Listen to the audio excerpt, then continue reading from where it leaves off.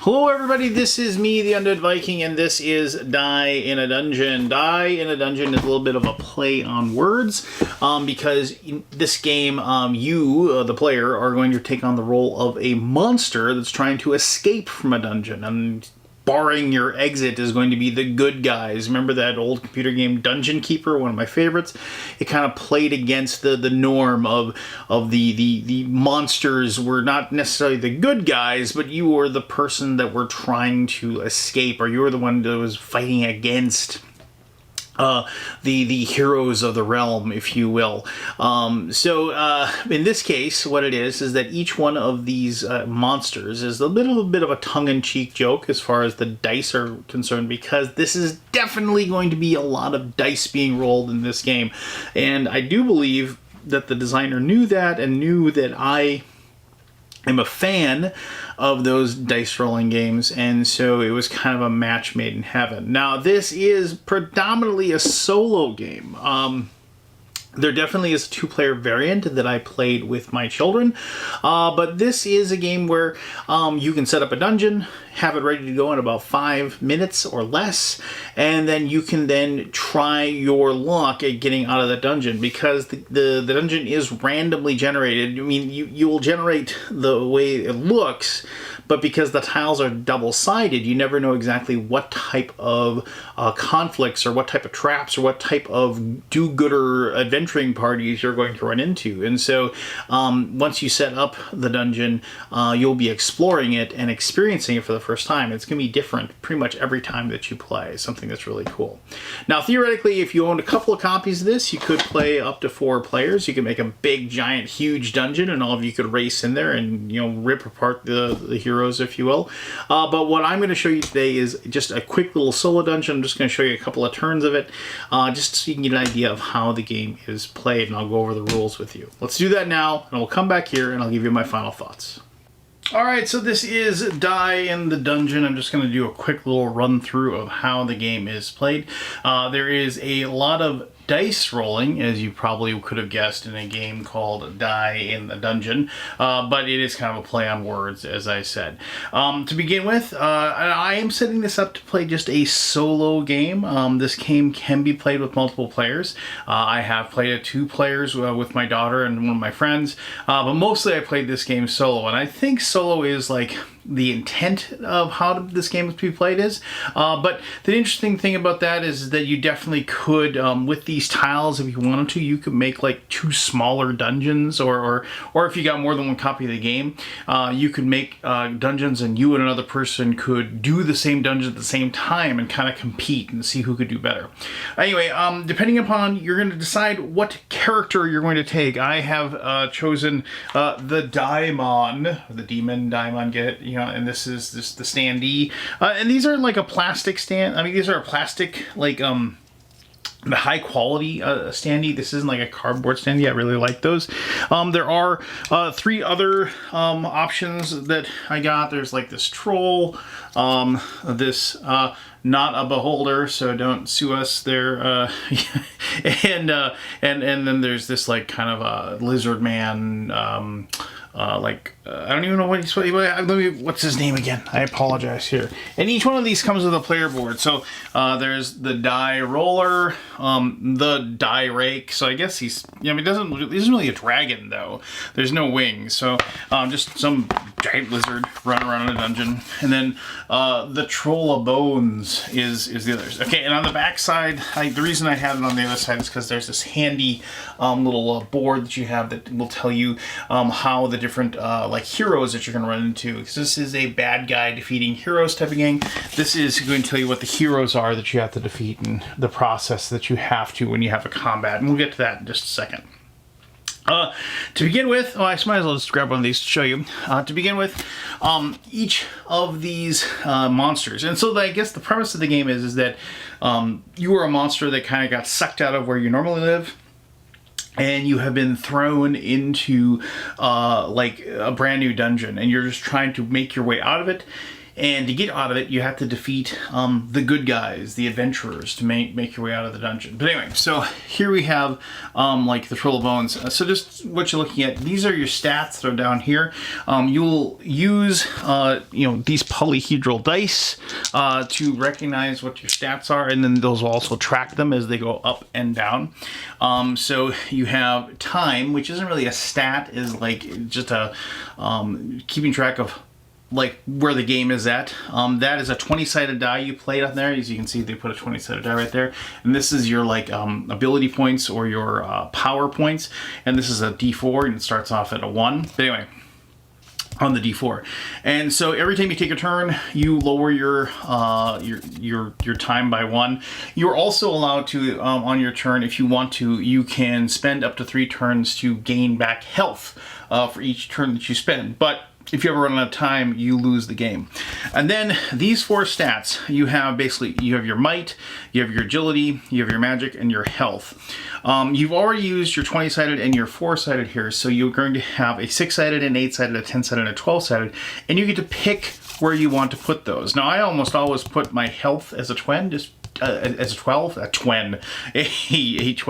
But sometimes I use it as a 10, just depending upon where I want. The health is what you're going to use. Obviously, you're going to use that to stay alive, but the other 3 stats will be used when you fight the monsters. And then there's these 2 different abilities that you have. You'll notice they're going to have like this costs 2 power points to use, this costs 4 power points to use, and you'll have those abilities that you always have. And the ones on your board, you have those over and over and over again. As long as you can pay the power points to use that ability, you can use that ability. But you are going to get 4 cards that are going to be for your particular person, and these will be 1, 2, 3, and 4 points. And these are one-shot items, however. You use them once and then you get rid of the card. So if I wanted to, like Deity Crush, defeat 1 cleric hero, I used a power point, kill the cleric hero, I toss this aside, and I wouldn't be able to use it again. So you have 4 of those cards, and might as well use them up, but use them when you think is the best time to use them, and timing matters a lot as far as those are concerned. All right, there's some other stuff over here. These are the different heroes that you're going to have, and I'll talk about those a little further when I show you how combat works. There's also these 4 elite heroes that undoubtedly you're going to have to end up fighting one of them, because the way you beat the game, or in this case, the way you beat this dungeon, is that you have to make it to either one of these die in the dungeon epic battles, and you have to make your way there. Now, the thing is that on the way there, you're going to be traveling all these different locations, and as you travel on those locations, you're going to run into, well, hopefully, you might get, there are some pathways, like, because this is randomly created.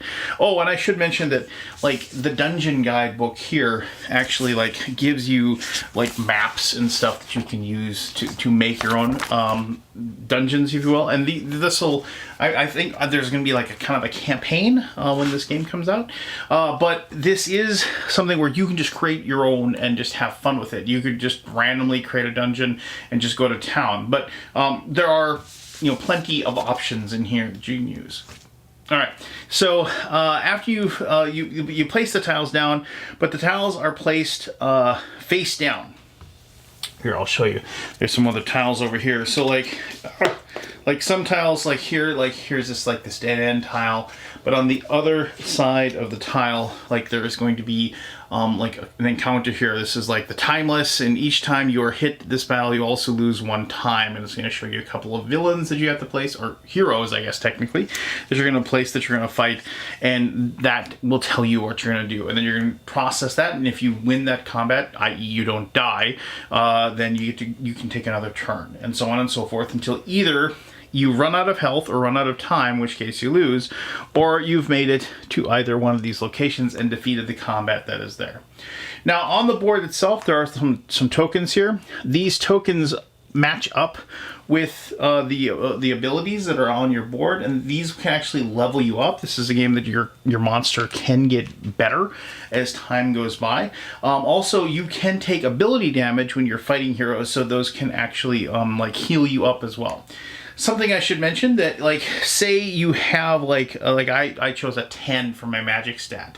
If I was ever able to raise my magic higher than 10, say I got an encounter, or I picked up this token that allowed me to raise my magic ability, you not only do you raise the ability, but you go from 10, because you'd raise it by 2 if I picked up that attribute token there.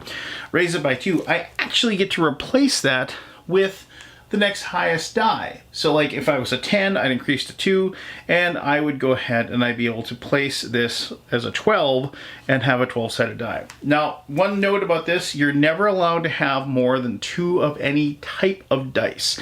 So in this case, I have 2 D12s. If for some reason I was ever able to raise my might up into an 11 or a 12, I would not be able to raise that to that level because of the fact that I already have 2 12-sided dice. Just something to keep in mind as you level these things up.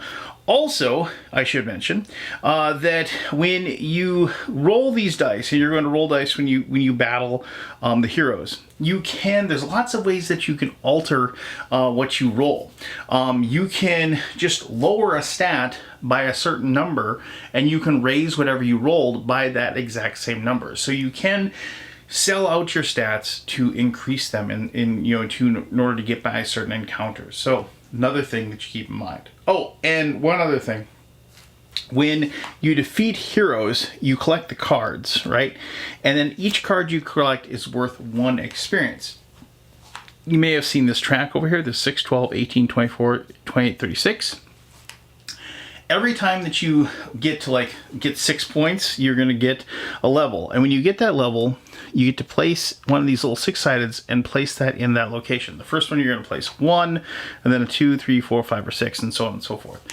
What those are little tiny chits that as you're gaining levels, you're also going to be able to expend those to modify your rolls as well, to be able to have extra abilities, if you will. So you not only can you level up by getting your attribute dice higher, but you can also level up by just having experience, and you kind of spend that experience to modify your dice rolls at a later time. So just a couple of things there. All right, so how do you do a turn? Well, so one last thing I forgot to mention. You might have noticed these little tiny little markers here. These are the die minions, and every time you start the game, you're going to have one of these D6. Look at this cute little dude. These D6s die minions, and die minions are basically fodder. So whatever the die minion is represented, whether it's a 6-sided, a 8-sided, a 10-sided, or whatever, you can expend them basically and say, yeah, you're gonna fight for me, and you can use them in battles, and you can then roll an extra die of whatever they are represented to add that to the roll that you make. So there are, once again, another way you can modify your luck. All right, so how does the game work? Well, on your turn, first thing you're going to do is that you're going to gain 1 ability point. So you're going to take your D4 and you're going to add 1. So I was at 1, I'm going to put that to 2, and I'm going to place that back into the spot. Now, if I was hurt, I'd have the option to rest. I can lose up to 3 times, as I said, to gain the same amount of health. I'm not hurt, so I'm not going to bother with that. Now what I'm going to do is I'm going to lose 1 time. So I'm going to take the 20-sided die, and from the 20, I'm going to go ahead and put it on the 19, and to say that I've taken a turn. Now, what I'm going to do is I'm going to go to an unexplored tile, I'm going to land on it, and I'm going to pick it. Now, there's this marker here that allows me to get 2 of the ability, or 2 of the ability power if I grab it. And whenever you land on a tile that has a token, you can just go ahead and collect it right then and there. You don't have to spend it immediately if you don't want to. You can just put it on your player board for use later. You don't have to defeat the tile that you land on to get it. What you have to do is just get to that point, and then you take the tile. So here we're gonna take that tile, we're gonna flip it over, and I'm just gonna show you what this looks like here. So what it says here is that here is the clerics, or the healers, and so it tells you what level this is. It's level 1, and then roll the dungeon die until you roll a non-cleric hero. Basically, I have to roll like a 6-headed die, and on like a 1 or a 2, it's gonna be a mage. 3 or 4, it's gonna be a fighter. On a 5 or 6, it's gonna be a thief. And so, because in this thing, what we have is we're gonna fight 3 clerics. So we're gonna turn and face that like so, and put that there. and then we're gonna, like, say, put my die minion, my daimon right there. And then we're gonna take a 6-sided die right here. As I said, so you can see these are the clerics right here. So let's just go 1, 2, 3, 4, 5, 6, and see what we get. And so 5, 6, it's going to be a warrior. And since the tile says they're level 1, all the creatures are going to be level 1. So we're going to take 1 of these level 1 fighters, and we're going to take 3 of these level 1 clerics. Now, one interesting thing is that we're just going to put these aside right now. We're not going to worry about this. What we're going to do is we're going to look at this board to show what it does. So, there's several things like you have to look at, like, so clerics. For each cleric in your party, beyond the first, lose 1 ability point. You cannot lose ability points. You cannot use ability points for this curse. So remember I had those 2 ability points? Well, that stinks. But it's kind of good that I didn't spend this right away, right? It's almost like I planned this. So there are 3 clerics in the party. So what's going to happen is this is going to reduce my ability points to 0. However, I'm going to go ahead and I'm going to spend this. I'm going to spend my token, and I'm going to raise that back up to 2. So in this battle, I have 2 ability points if I want to. Now, what's the special ability? Here it says that while a cleric is in the party, they must be defeated first by any might, agility, or magic attack. So they're the healers, right? They're keeping the warrior up. I have to defeat all of the clerics before I can defeat the fighter. So the fighter, just quickly, I don't only have 1 fighter, but for each fighter in the party beyond the first, the hero's might and agility attack rolls gain a +1 after rolling. But I don't have to worry about that. But here it is, might bonus. If the heroes roll a 10 or higher on a might roll while a fighter's in the party, they deal 1 additional might damage. So something to think about while we're doing this battle. All right, so how does this work? So the first thing that happens in a battle is that if I want to use any of my special abilities, I can do that right now. And I'm just going to kind of once again show you how the cards work. I'm going to spend one of my ability points right here. This is going to get rid of a cleric. So I'm just going to spend that. I'm going to get rid of that card. I'm going to reduce my ability die down to 1. So I've killed one of the clerics before it can happen, and I'm just going to, and then boom, I'm going to put that over there to represent the fact that I've got that experience point. All right, so now I've done that. Now they get to go. The heroes always get to attack first, and then I handle my attack. So the first thing that happens is that if there's any warriors in the battle, they get to attack. And they're going to attack with their might. And so they have a might of 4. All right, so, okay, but they have 2 of these clerics that have a might of 2 each. That's going to be a total of 8. So since they have a total of 8, they're going to use an 8-sided die, and they're going to roll that, and they're going to compare it to my might, and they're going to be trying to roll higher than my might. Now you might be saying, well, that seems pretty simple because I have an 8. They're not going to be able to roll higher than that. If they roll an 8, like basically get a critical hit, they're still going to, win. They're still going to actually defeat me. Now, a couple of things about how this works. So when you roll this, to total up the 20, if they had a total of 9, I roll a 10-sided die. A 9 or a 10 would be a 10-sided die. If they had an 11 or a 12, I roll a 12-sided die. And if I had a 13 or higher, they get to roll a 20-sided die versus my stat. So in this case, what we're going to do is we're just going to go ahead and roll this to see. And I got a 6, so it didn't do any damage to me.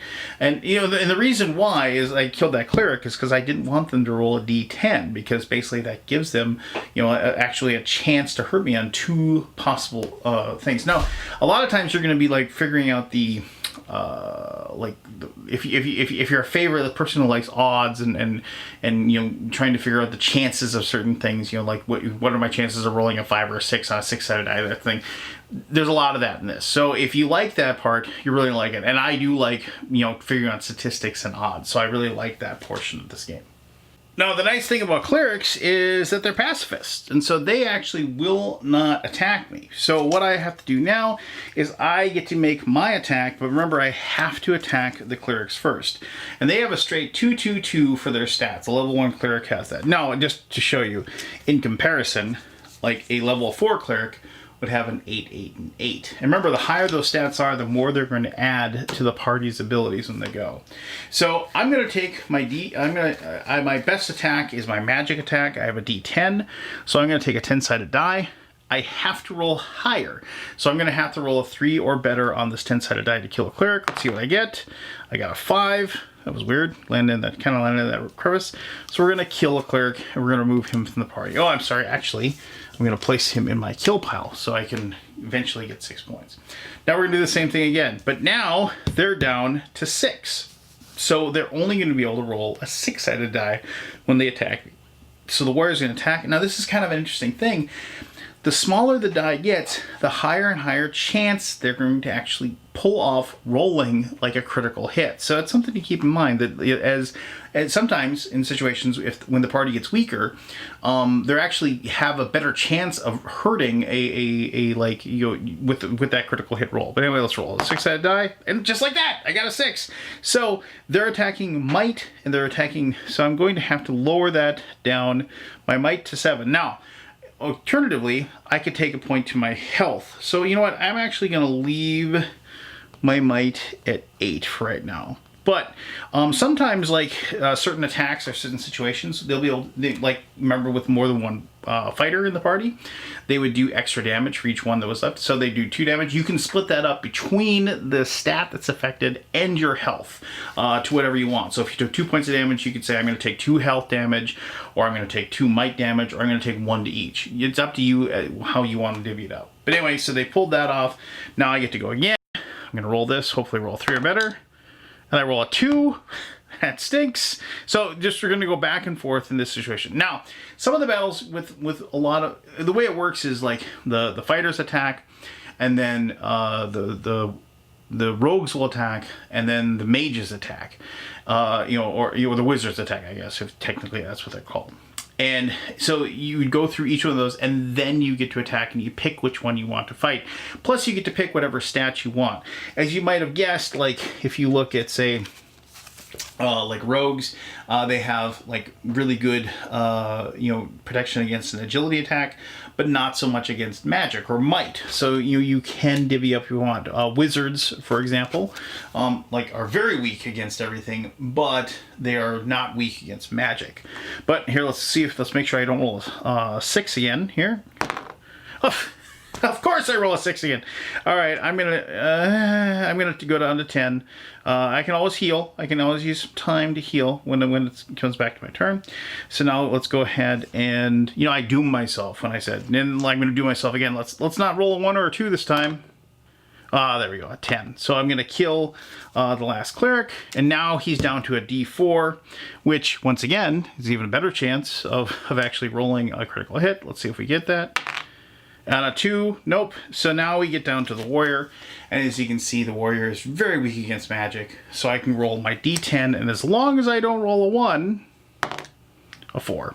So I would defeat that party, and I would win. And now I would be able to, on my next turn, so after we've done that, and we've done all that process, now we are going to choose where we're going to go on our next turn, and so on and so forth. And we're going to try to make our way out of the dungeon. Now, I believe the scenario for this one is that I have to get both of these tokens. So, yes, I'm very, very close to this token right there. But then I've got to make my way all the way back over to the other side to collect the other one.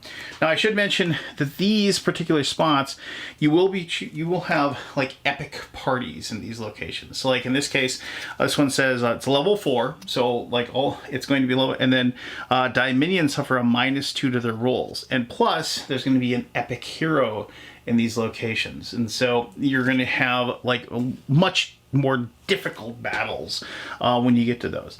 Now, not all of these spots are just going to be flat out battles or anything. Some of them will actually be traps. I'm going to try to find one for you quick here, like some of these locations, like this one. Let me just get that in focus for you. But it's going to say arrows, and then make an agility check. If the result is less than 6, you lose 2 health. So it isn't always going to be those. There's also going to be blank spots. I believe when I was placing it out, I did kind of cheat and look and see, maybe was this a blank spot? Yeah. So like some of these tiles like if you get lucky, you'll run into a blank spot, and you won't have to have an encounter, and then you can use that spot to continue forward and have another move. So as you can see, it's a pretty straightforward game. You're just going to like make your moves, do your battle, figure out your tactics. But you always got to make sure. The biggest thing I always, when I played, is I kept on forgetting to reduce my time die. It's just because you get kind of into a flow, you forget to do that. So always make sure, and also for that matter, I would forget to raise my ability token as well. So just keep that in mind.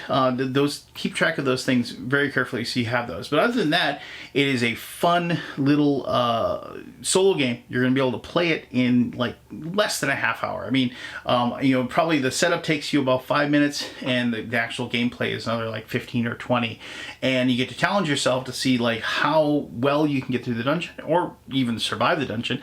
And if you want, you can always just ramp up the difficulty. You could lower the amount of time that you have. You could lower the types of dice that you wanted to, or if you want to make it easier, like when I was playing with my son, I definitely like played it easy for him, and I gave him higher stats just so he'd have a better shot. But as he got better and better at the game, we ramped up the difficulty for him as well, and he had a lot of fun. But this is a very, very clever game, a very, very fun game of rolling dice, and I enjoyed it a great deal. But let me tell you more about that and my final thoughts. All right, so there you go. That is Die in the Dungeon. I kind of went over all the things that I really liked about it already, but I'm just going to touch on those again. I really like the quick setup time, and I like the rules set. There's a lot of ways to alter the luck of the die rolls, and here's, I think, where the crux of the game comes. So when you have the ability, I didn't really mess with the die rolls too much when I was doing it. I just want to kind of show you how many rounds that would take just to get done with that combat. But I had a few situations there where, when I failed, when I rolled like that, when I just got to roll a 3 and I rolled a 2. If I wanted to, I could just say, you know what, it's worth it right now. I'm going to spend a point of magic, and I'm going to raise that up by 1, and I'm going to do it. Or what I could have done is I could have taken my die minion, and I said, you know what, I'm going to use this. I'm going to roll a d6, add that to my roll, and I'm done. Because, just to make sure that those combats run a little bit faster, and I don't end up using up a lot of my health resources. The whole point of this game is that it's a race against time. And as you are, like, as you notice, like in that particular dungeon, I had to get one of the epic battles done, but then I would have to make my way all the way back over to the other side of the dungeon. And along the way, I was going to run into traps. I was going to run into monsters. I'm going to run into combats. There's certain combats that actually reduce your time, if you will. Now, you might have noticed there's a couple of time tokens where if you end up collecting those, you can add 2 spots to your time. And those are things you might want to go after as well. So other dungeons, actually, like, you'll actually kind of need to level up to like be able to take on some of the bigger, more epic battles as well. So there's definitely, it isn't just always going to be a smash, grab, and loot type of situation as you're racing to the end. This is something where like you are going to have to plot your path pretty well, and with a little bit of luck and a little bit of careful planning, that's how you're going to pull off the win.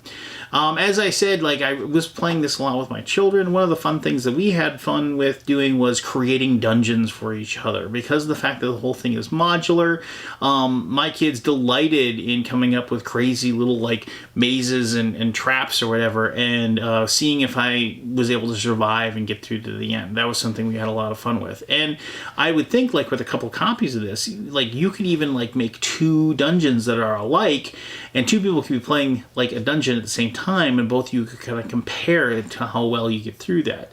Now, that being said, like, the when you play 2 players in a dungeon, the 2-player variant, the way that works is that depending upon the map, like, you have to defeat those epic battles before the other monster defeats the epic battles. So it is a race, and depending on how well your opponent does, you are going to end up really being pushed a little bit, you know, and it's like you might want to take a slower, more reserve strategy. You don't want to just be burning up your attribute points. You don't want to be burning up your health and you know, like, you know, flying that straight and narrow path, and, you know, any little tiny deviation could have you fall either this way or that.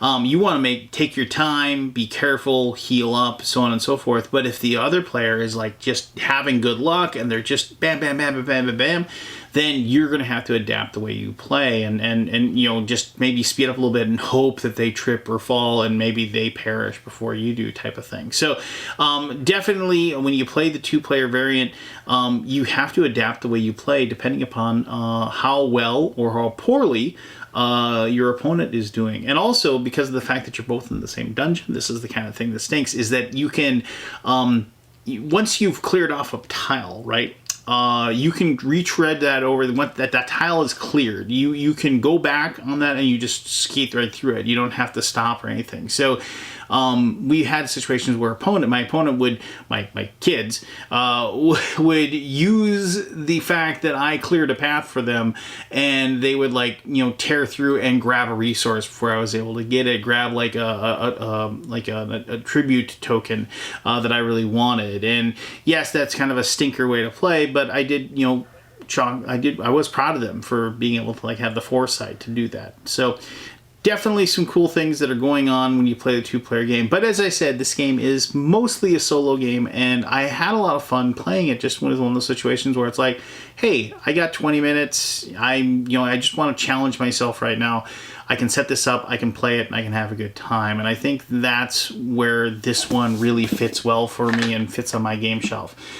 Just that really fun solo experience. It's a different experience every single time I play, and even when I lose, I've had some fun, and just because of the fact that you're using the dice and you're having a good time. I want to point one other thing out quickly here that I thought was really cool. Of course, if I can get the box open. So inside the box itself, and there's actually a really good, I'm assuming the production copy is going to be saying there's a really good tray in here for that everything fits into. But I wanted to show you this. So, like, this could be your box where you roll the dice to see it, but also you can kind of tell, and I hope you can see that, there is a dungeon inside this box as well. And this is kind of a very, very easy beginner dungeon just to teach yourself the rules. So I thought that was really cool that the designer designed that and put that inside the box. So there you go. That is Die in the Dungeon. If you have any questions about it, please ask away. I'll be happy to answer those as best as I can. As always, thank you very much for taking the time to watch this video. And until next time, I'm Dead End Viking telling you that you are awesome. And yeah, just take care of yourself. Give more love to the universe. I guarantee you, if you do so, the universe will give you a lot of love back. Until then, bye-bye.